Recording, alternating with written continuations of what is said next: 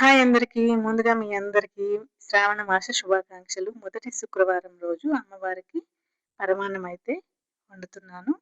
ముందుగా ఒక బౌల్ తీసుకొని, మంచినీళ్ళు వేసుకొని, నానబెట్టిన బియ్యం వేసుకొని 80% వరకు ఉడికించాలి.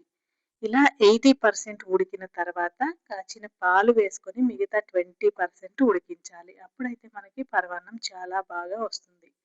ఇలా ఈ పాలల్లో అన్నం ఉడికేలోపు కొద్దిగా జీడిపప్పు, ఎండు ద్రాక్ష గూడా వేయించుకొని పక్కన పెట్టుకోవాలి. నేతిలో వేయించుకొని పక్కన పెట్టేసేలోపు మనకి ఈ పాలల్లో అన్నం అయితే ఉడికిపోయింది. ఇప్పుడు కొద్దిగా వాటర్ వేసి బెల్లాన్ని మరిగించి పక్కన పెట్టాను. అది వేసేసుకొని మంచిగా ఒకసారి కలిపేసుకొని స్టవ్ ఆఫ్ చేసుకుంటే సరిపోతుందండి. మన అమ్మమ్మల, తాతమ్మల కాలంలో ఇలాగే సింపుల్‌గా చేసేవాళ్ళంట. నేను గూడా అదే విధంగా చేశాను. మనం ఏదైతే ప్రసాదం బౌల్ ఉందో దాంట్లోకి తీసుకొని పైనుంచి జీడిపప్పు, నెయ్యి అన్నీ గూడా వేసుకొని అమ్మవారికి నివేదన చేసుకోవడమే సింపుల్‌గా.